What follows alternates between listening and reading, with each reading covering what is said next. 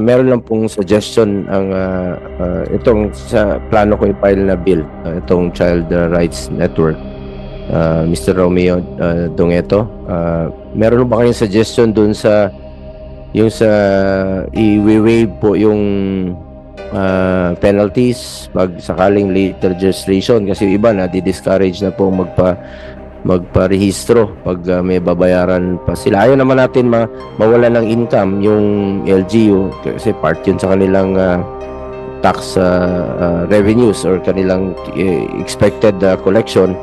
But pag ito pong mga late registration, baka pwede naman pong palugit, lalo na po sa mga indigents talaga na walang kakayahan na magbayad, para ma-encourage po silang magparehistro at hindi po mapag-iwanan itong mga bata, no, na hindi makarehistro kahit na tumanda na sila. Sa totoo lang po, Mr. Chair, napapansin ko nagiging problema po yan hindi yung sa bata pa sila, pagtanda na nila, pag nagtatrabaho na sila. Marami akong na-encounter na gano'n. Pagtingin, hindi sila nakarehistro. Marami po kaming nakakatrabaho na. Lalo na po yung mga ating iginagalang na mga kasambahay. Ay yung iba hindi na nakarehistro. Pag check nila, babalik pa sila sa kanilang probinsya. Wala silang records. Doon pa sila magkakandara pa. Mas magastos. Suggestion ang itong sa plano ko i-file na bill, itong Child Rights Network, Mr. Romeo Dongeto. Meron ba kayong suggestion dun sa yung sa i-waive po yung penalties pag sakaling late registration, kasi yung iba na di-discourage na po magparehistro pag may babayaran pa sila. Ayaw naman natin mawala ng income yung LGU kasi part yun sa kanilang tax revenues or kanilang expected collection. But pag ito pong mga late registration, baka pwede naman pong palugit, lalo na po sa mga indigents talaga na walang kakayahan na magbayad, para ma-encourage po silang magparehistro at hindi po mapag-iwanan itong mga bata, no, na hindi makarehistro kahit na tumanda na sila. Sa totoo lang po, Mr. Chair, napapansin ko nagiging problema po yan hindi yung sa bata pa sila, pagtanda na nila, pag nagtatrabaho na sila. Marami akong na-encounter na gano'n. Pagtingin, hindi sila nakarehistro. Marami po kaming nakakatrabaho na. Lalo na po yung mga ating iginagalang na mga kasambahay. Ay yung iba hindi na nakarehistro. Pag check nila, babalik pa sila sa kanilang probinsya. Wala silang records. Doon pa sila magkakandara pa. Mas magastos. Mas magastos kung doon pa sila maggagawa ng paraan, affidavit, etc. na pwede naman sana nating maagapan sa maaga pa lang at maturuan at mag-guide.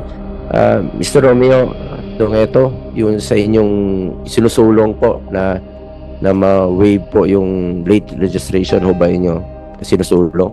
Maraming salamat po, Senator Bongo. In relation to the discussion that's being forwarded right now, dalawang bagay po ang aming sinusulong, at ito po yung eliminates fees for registering births, deaths, and marriages. So wala pong penalty talaga, pero marami po tayong binabayaran pagdating po sa pagrehistro ng births, deaths, and marriages. At ang layunin po ng Child Rights Network ay matanggal ang mga fees na ito at maging libre po itong mga binabanggit nating mahalagang events o vital events sa buhay ng isang tao, lalong-lalo na po ang bata.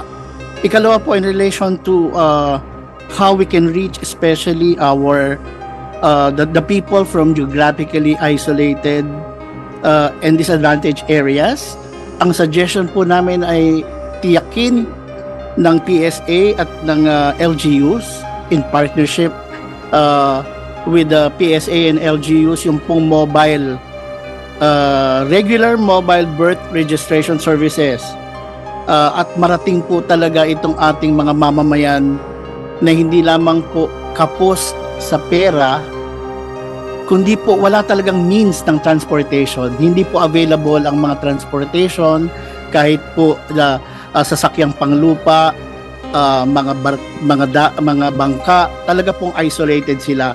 At dito po nanggagaling yung malaking bilang ng mga disenfranchised na mga Pilipino. Hindi po sila nare-rehistro taon-taon. At binanggit nga po ni Senator, 3.7 million yan, pero kung hindi po magkakaroon ng batas kagaya po ng sinusulong ng ating mga senador, lalaki po ang bilang na ito ng ating mamamayang wala po silang pagkakakilanlan. Maraming po salamat, sir. Tuloy ko na, Bong. Sige po. Baka hindi rin nila alam yung mandatory nature of the registration. Baka ganun pa. So, tama. So, we have to really not only reach out sa education but sa actual accessibility. DOH, we have Ms. Rosie Jane Agarfloro, ma'am. Use the mic, ma'am. Yeah. Yes. Good afternoon, Sir Chair. The Department of Health supports the noble intentions of the Senate bills, which seek to promote and maintain an efficient, responsive, inclusive, and accessible civil registration and vital statistic systems. The DOH acknowledges the critical importance of a robust civil registration system as the most reliable source of accurate, complete, and timely vital statistics. These statistics are essential for effective socio-economic planning and informed decision-making. A comprehensive and responsive civil registration system provides valuable insights into key health indicators such as mortality, fertility, disease trends, and prevention. This enables the DOH to monitor progress, identify gaps, and implement targeted interventions to improve health and socio-economic outcomes. Moreover, it ensures that individuals have timely and efficient access to healthcare services, benefits, enhancing overall public well-being, which is in line with the DOH 8-point agenda, specifically action number 1, bawat Pilipino ramdam ang kalusugan. In view of the foregoing, the DOH iterates its support towards this bill, and we will submit our official position paper with the specific recommendation upon the signing of the Secretary of Health. Ma'am, thank you. Next, we have in our listing the Commission on Population and Development, Ms. Jessie Lugto. Yes. Go ahead, ma'am. Good afternoon, Mr. Chair, and good afternoon, colleagues. The Commission on Population and Development fully supports the passage of the bills, which shall mandate for a comprehensive and responsible CRVS system. As the lead agency in the crafting of policies to address population issues and the monitoring of its implementation, we fully support as it will mandate the timely release of vital statistics, especially assuring the completeness of civil registration in our country. And specifically, we support the digitalization of the CRVS system from subnational to national levels, with specific note of support to establishing a barangay civil registration system. And also, we recommend that the local civil registrars shall be provided with regular orientation and trainings on creating and updating the said system, including the orientation on data privacy and confidentiality and its appropriate data use. Also, Mr. Chair, as you have mentioned earlier, for us to express kung ano man yung observation namin on the current bills, ano lang po.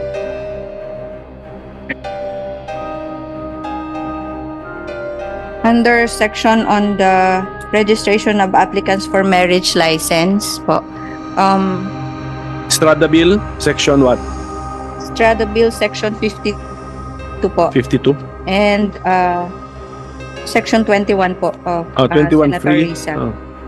We just want to include po, for all applications for marriage license shall be governed by pertinent provisions of EO number 209, also known as the Family Code of the Philippines. We want to include for it also to be governed by PD 79 series of 1976, which is a decree that requires applicants for marriage license to secure instructions on family planning and responsible parenthood. Hindi na ba in-observe ngayon yan? In-observe naman po, but In-observe. we just want to reiterate further that the provision on of giving licenses shall be governed Right. not only by family code but also by PD 965, Your Honor. Which is current practice. Currently being practiced. Yes, currently being practiced. Yes, din. po. Thank you. Thank you po. Thank you for We that. will be submitting po our yes. official position paper as soon as we receive the third version, as you mentioned po.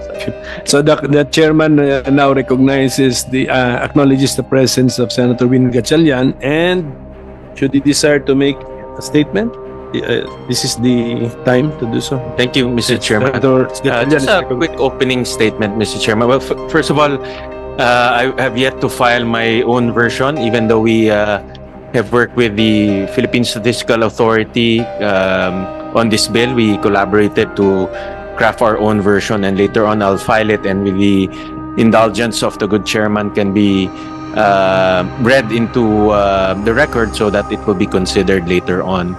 But my objective to file this bill is stem from the experience from the POGO problem that we investigated exhaustively here in the Senate. And one of the biggest gaps, probably for me, probably the biggest gap of all in that investigation was the discovery of fake birth certificates. And in just one municipality in Mindanao, Davao del Sur, if I'm not mistaken, they've detected or they've issued 1,500 late birth certificates in just one municipality alone, in which I think they detected almost 50 of them are spurious or irregular. So this is only one municipality, Mr. Chairman. We're talking about many LGUs that can issue late birth certificates, Mr. Chairman. So we need to identify the gaps in our process, making sure that those gaps are plugged, and at the same time, responses are fast. Until now, if I'm not mistaken, correct me if I'm wrong, PSA, the birth certificate of Go Huaping is still valid, correct? It's not yet cancelled. Tama ba? It's undergoing legal process. Yeah, but when we discovered this irregular birth certificate, that was I think around April, no, of last year, no. So we're talking about almost 10 months already since last year, and it's very obvious that her birth certificate is filled with fake information given by her alleged father, who is also carrying fake birth certificate. So in other words, it takes time for one. We all know it's birth certificate. We all know that it's fake birth certificate, but it takes time to cancel it, no? So kung magpipiloso po siya, pwede pa siyang tumakbo bilang mayor gamit yung fake birth certificate niya, tama? I mean, kung magpipiloso pa niya, pwede siyang tumakbo pa gamit yung birth certificate na yan. Even tayo, alam natin, fake. No? So, one of the objectives of this bill, Mr. President, Mr. Chairman, is to be responsive. If we have robust evidence that the birth certificate is already fake, we should do it.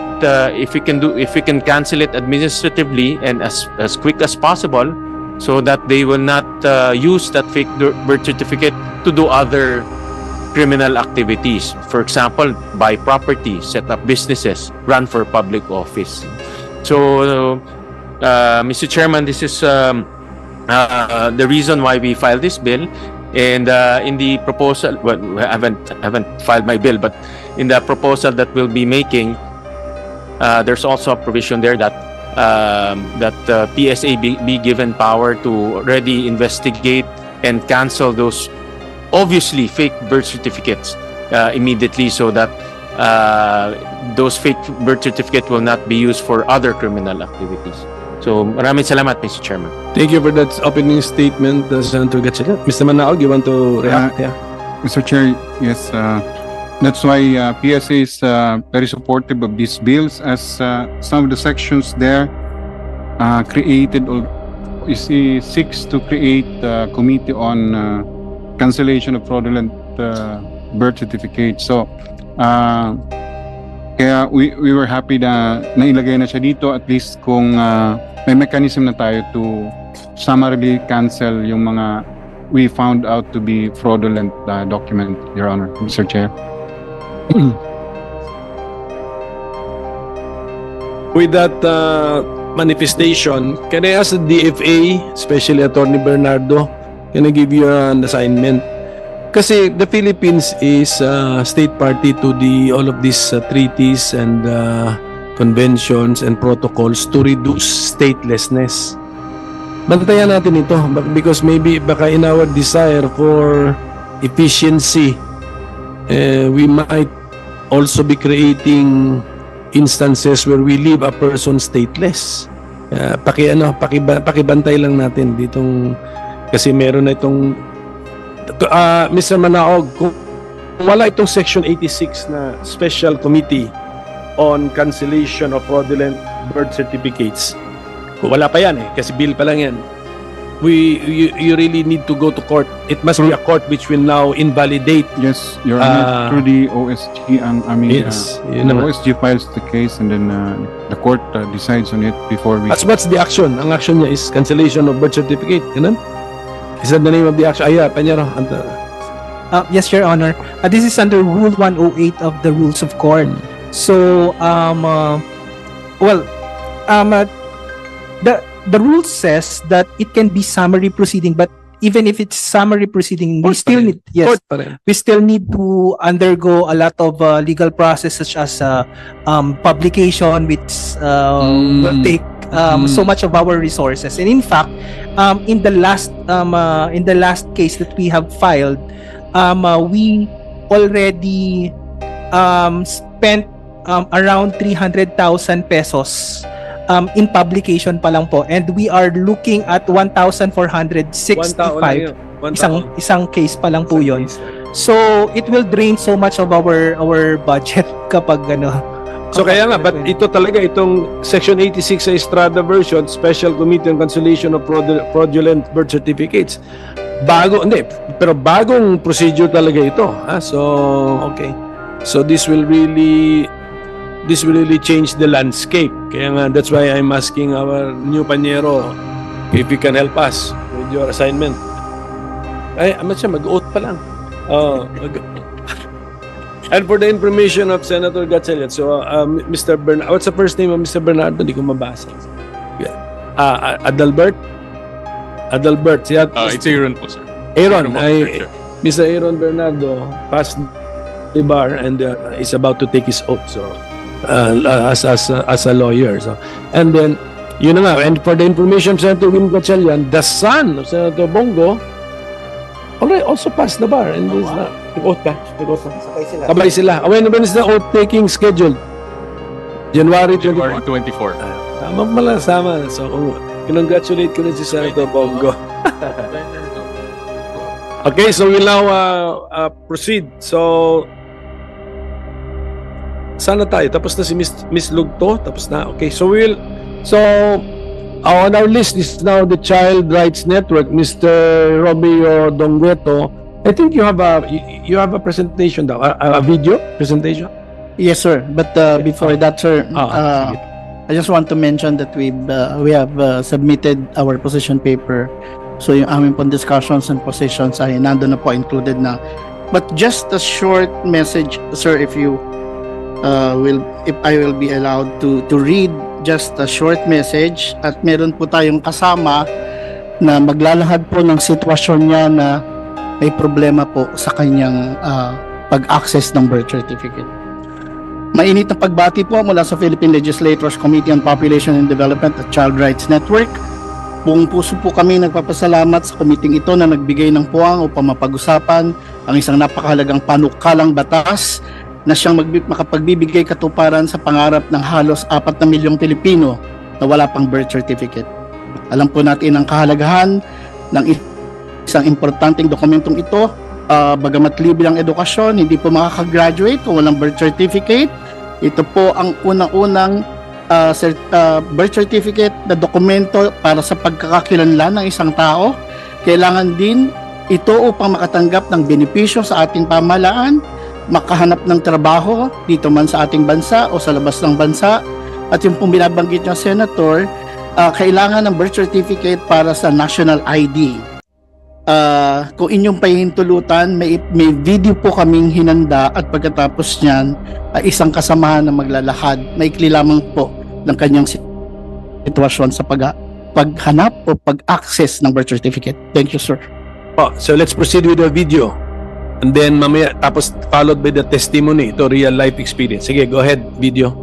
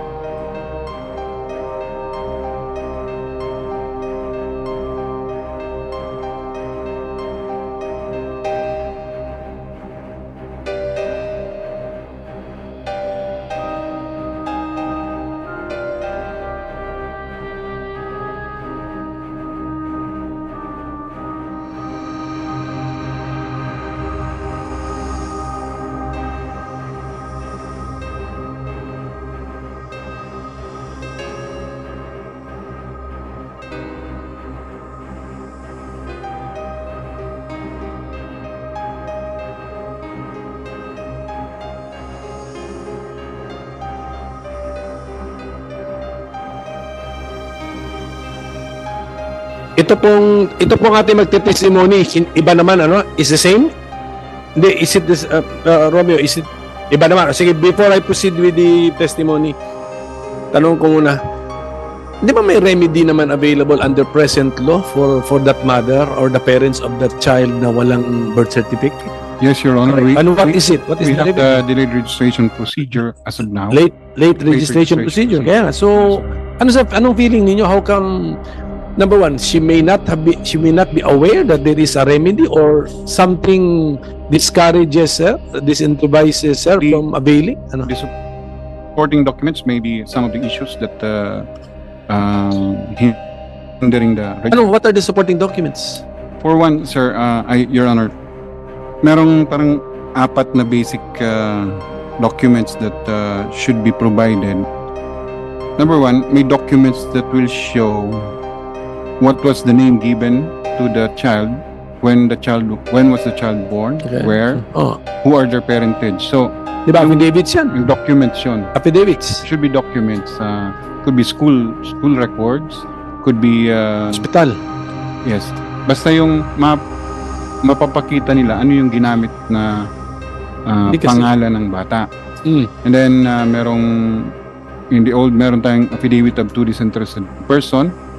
Tapos yung filling up nung birth form mismo, kung saan nakasaad dun yung what were the reasons for the not registering it on time.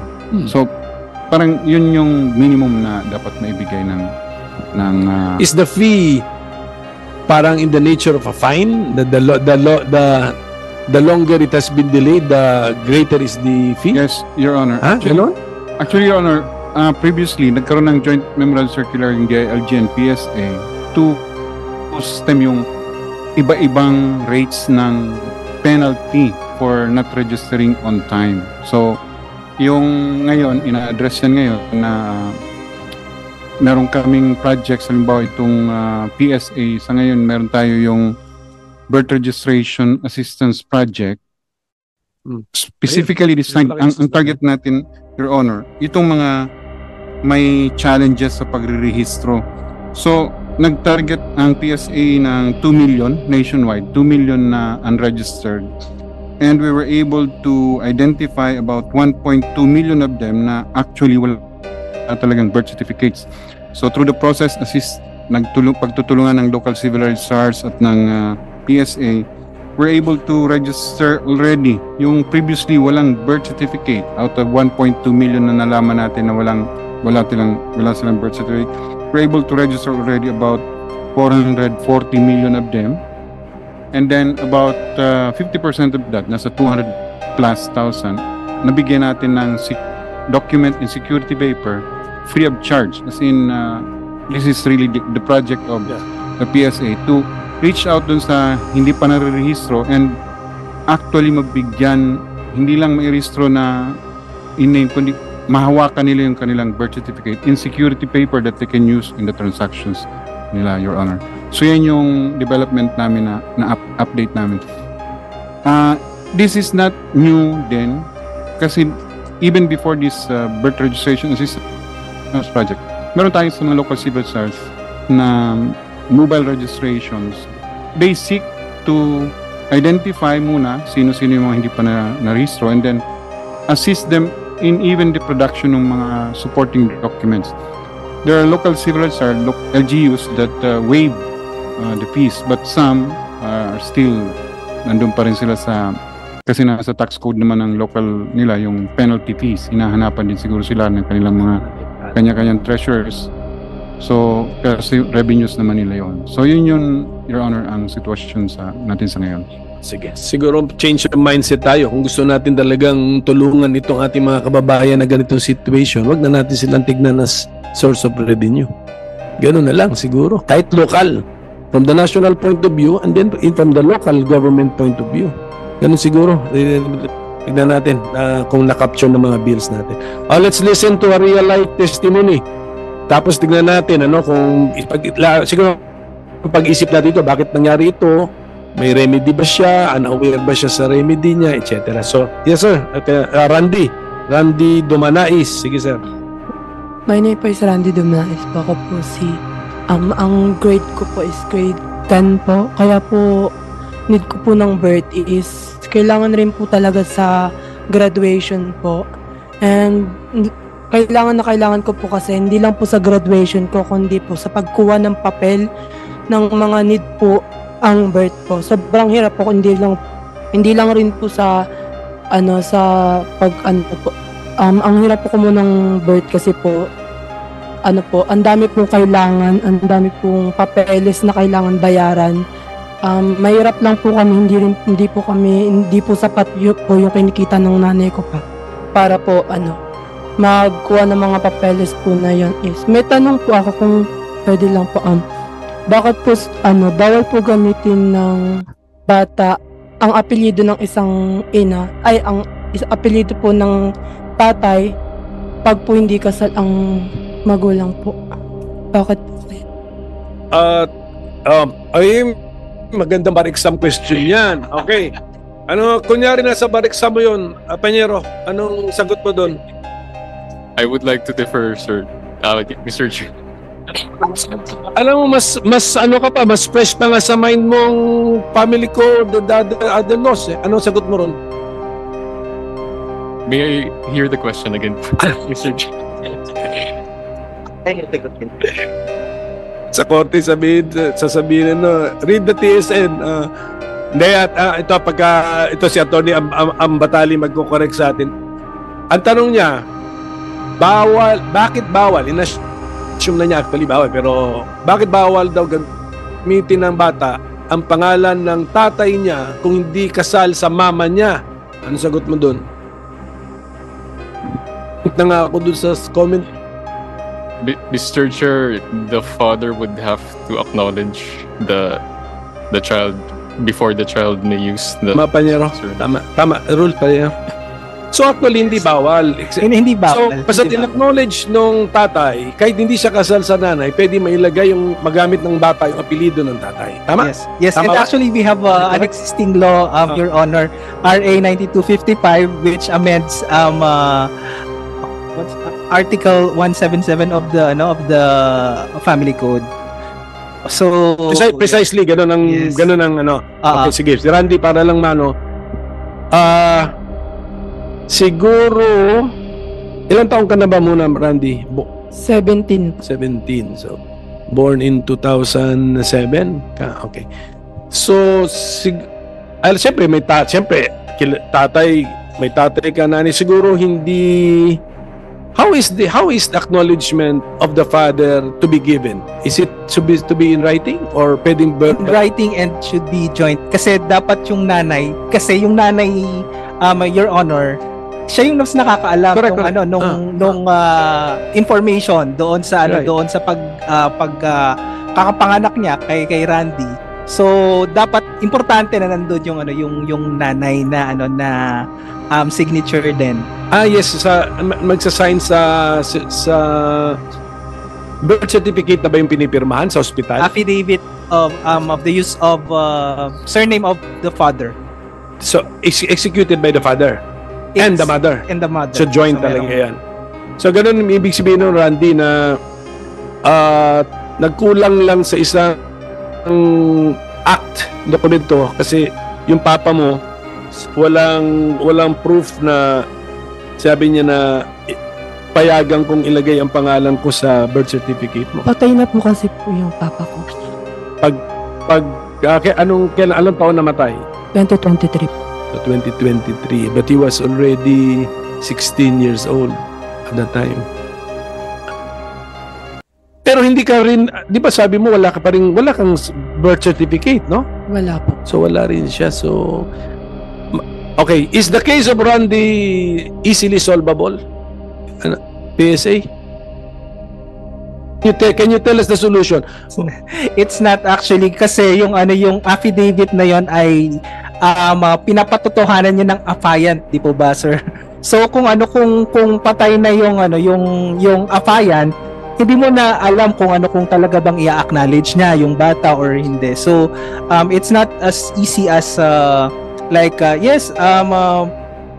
patay ko to parang gano'n. Yes. So dumana is apelyido ng mama mo? Ng papa ko.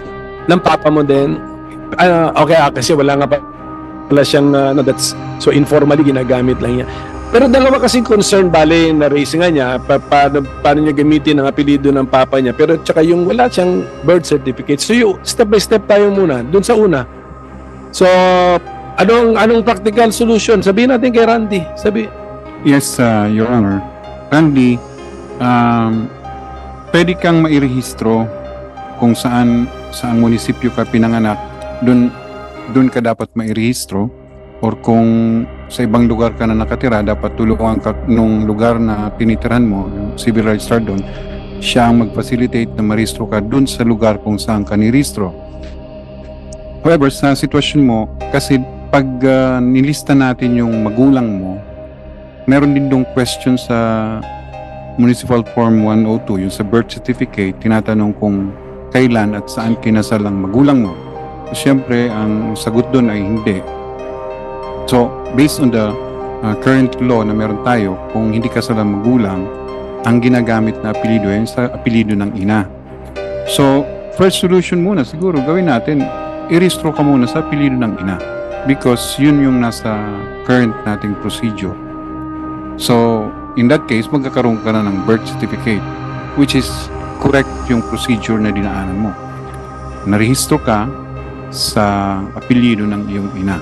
Now, you have a birth certificate that you can use sa mga transactions na papasukan mo.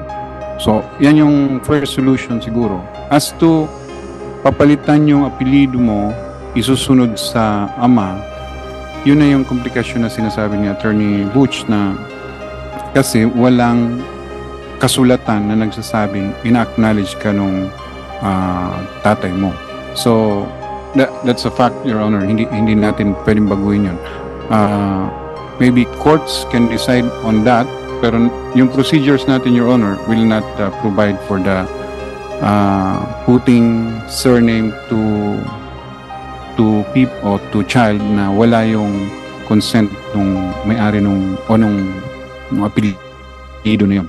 Otherwise, we will be creating case na kung sino ang gusto mong apelyido sa'yo, ganun mangyayari.